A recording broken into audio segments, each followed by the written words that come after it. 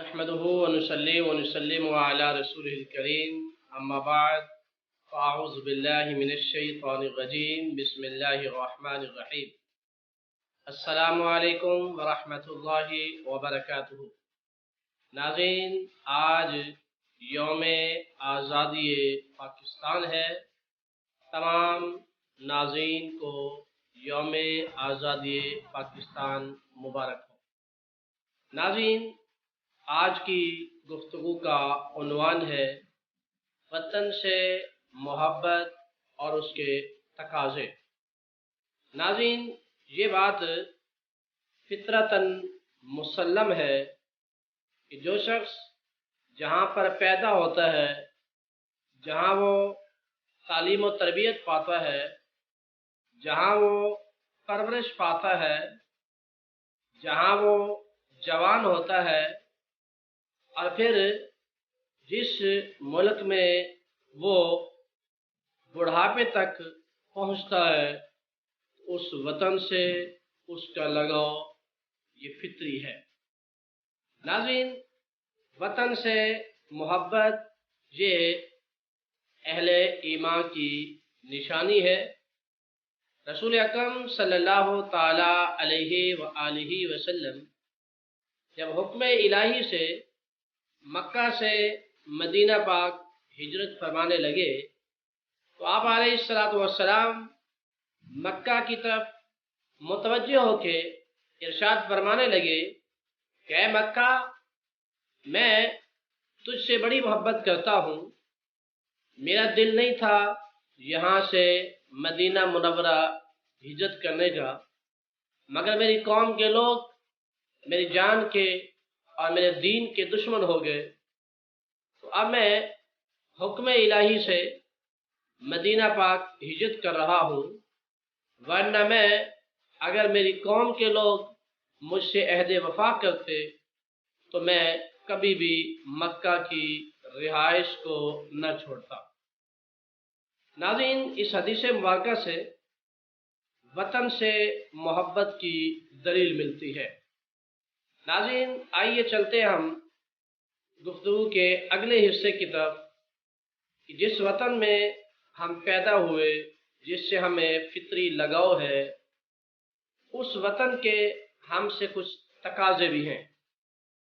اور ناظرین، آج کا دن آزادی منانے کے دن خاص طور پہ ہم نے پہلا کام یہ کرنا ہے کہ پہلی فرصت میں آج کے دن شہدائے اسلام اور شہدائے پاکستان، جنہوں نے پاکستان کے حصول کی خاطر، پاکستان کے حاصل کرنے کی خاطر اپنی جانوں کا نذرانہ پیش کیا، جن کی تعداد ہزاروں میں ہے، آج سب سے پہلے آزادی کو مناتے ہوئے ان شہداء کی روح کو ایصال ثواب کریں۔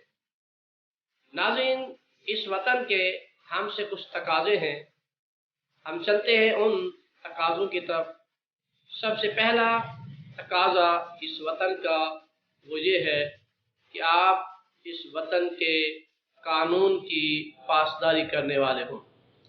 ناظرین، وطن کا تقاضا جو کہ وطن اپنی محبت کا تقاضا ہم سے طلب کرتا ہے، وہ ہے کہ اس وطن کو صاف ستھرا رکھا جائے، اس کے ماحول کو آلودگی سے بچایا جائے۔ ناظرین، یہ وطن ہم سے یہ بھی تقاضا کرتا ہے کہ جب کوئی شخص ضرورت مند ہو تو ہمیں ہر چیز چھوڑ کر اس ضرورت مند کی ضرورت کو پورا کرنا چاہیے۔ ناظرین، یہ وطن ہم سے یہ بھی تقاضا کرتا ہے کہ اگر آپ کے ملک کو آپ کی جان کی ضرورت پڑے تو جان دینے میں پیچھے نہیں ہٹنا، آپ کے مال کی ضرورت پڑے تو مال خرچ کرنے میں بھی پیچھے نہیں ہٹنا۔ ناظرین، یہ وطن ہم سے یہ بھی تقاضا کرتا ہے کہ اس وطن میں اسلام کی حکمرانی کے نفاذ کے لیے کوشاں رہنا۔ ناظرین، یہ وطن ہم سے یہ بھی تقاضا کرتا ہے کہ تم اس وطن کے اندر نظام مصطفیٰ کے نفاذ کی عملی جد و جہد کرنا۔ ناظرین، یہ وطن یہ بھی تقاضا کرتا ہے کہ اس ملک کے ٹریفک کے قوانین کو پاسداری کے ساتھ، احترام کے ساتھ پوری طرح ادا کرنا۔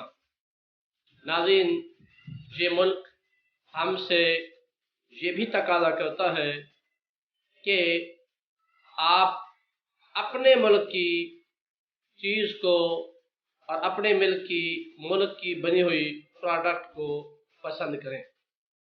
ناظرین، یہ وطن ہم سے یہ بھی تقاضا کرتا ہے کہ اس وطن میں رہتے ہوئے اس وطن کے دفاع کے لیے اپنے اور خاندان کی قربانی سے دریغ نہیں کرنا۔